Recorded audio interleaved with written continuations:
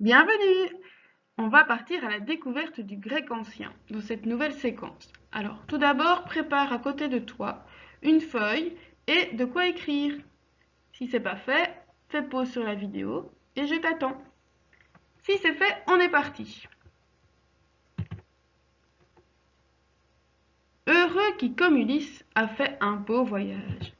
Alors, pour nous accompagner dans cette découverte du grec ancien, eh bien, on va partir avec Ulysse. Vous le connaissez bien, vous l'avez déjà rencontré au cours de français, vous avez été voir un spectacle, et certainement que votre professeur de latin vous en a déjà beaucoup parlé. Alors, on est parti. Voici Homère. Alors, Homère aussi, vous le connaissez, on l'a vu au cours de latin. Il a écrit deux œuvres très importantes. L'Iliade, qui raconte la guerre de Troie, et l'Odyssée, qui raconte le retour d'Ulysse à Ithaque, dans sa patrie. Et ces deux œuvres, elles ont été écrites en grec ancien. On a ici un aperçu de cet alphabet. On va se rendre compte que l'alphabet grec n'est pas vraiment le même que le nôtre. Donc on a tout d'abord le mot Ilias. Alors pourquoi Ilias? Mais en fait, le mot Ilion, c'est le nom antique de la ville de Troie. Et on a en dessous le mot Odysseia. Ce nom vient d'Odysseus, le nom grec d'Ulysse. Donc Ulysse en grec, ça se dit Odysseus. Alors tu remarqueras certainement que dans le mot Odysseia, on a un Y en grec.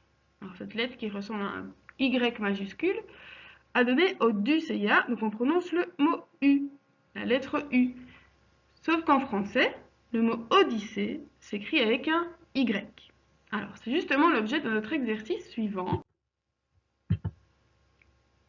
Comme tu peux le voir ici, le mot Odysseia a donné le mot Odyssée, donc le U, Y, est devenu Y. Alors on va partir à la découverte d'autres mots grecs.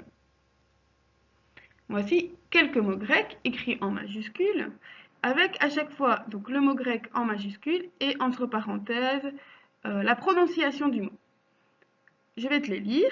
Mutos, polus, dactylos, tupos, xylon, tyrannos, psyché, kuklos et puros.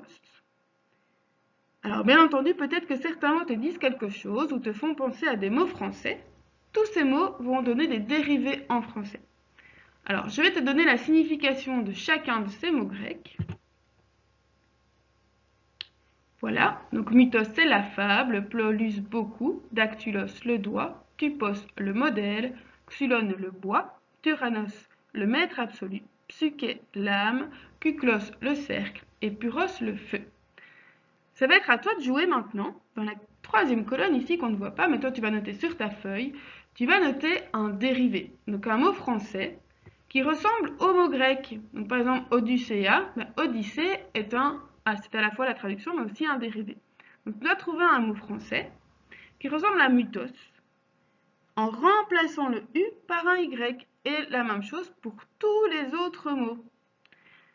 Alors c'est là maintenant que tu dois faire pause sur la vidéo, noter sur ta feuille les différentes réponses.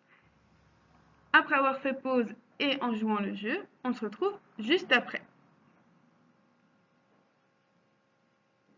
Voilà, j'espère que tu as bien fait pause et que tu as trouvé des dérivés pour chacun des mots suivants. Voici les réponses. Alors, ce ne sont que quelques exemples, hein. Il est possible que tu aies trouvé d'autres dérivés. Si c'est le cas, tu peux toujours les soumettre à ton professeur en demandant si la réponse est correcte ou pas. Donc, par exemple, avec le mot mythos, on a trouvé le mot mythe, le mot mythologie, on pourrait aussi avoir mythomane. Alors, polus, polygone, une forme à plusieurs angles, polygame, qui est marié plusieurs fois. Dactylographie, c'est quand on va écrire avec les doigts, donc taper à la machine ou à l'ordinateur. Tu poses le modèle, un type de quelque chose, ou ça c'est typique de. Le xylophone, on fait du bruit avec du bois. Alors, le métallophone, lui, on fait du bruit avec du métal, des lamelles en métal, comme vous faites parfois en musique. Alors, Tyrannos, le maître absolu, donnait le mot tyran, tyrannie, donc c'est un tyran, c'est un chef qui décide un peu de tout seul. Psychologie, psychiatre pour psyché, donc tout ce qui a trait à l'esprit. Cycle, cyclique, le cercle, Vous avez peut-être pensé à bicyclette, à monocycle ou tricycle. Et on termine avec le mot puros, donc qui veut dire le feu, qui veut dire par exemple pyromane ou pyroclastique si vous vous y connaissez un petit peu en volcan. Donc pyromane, quelqu'un qui a une maladie qui ne peut pas s'empêcher de mettre le feu.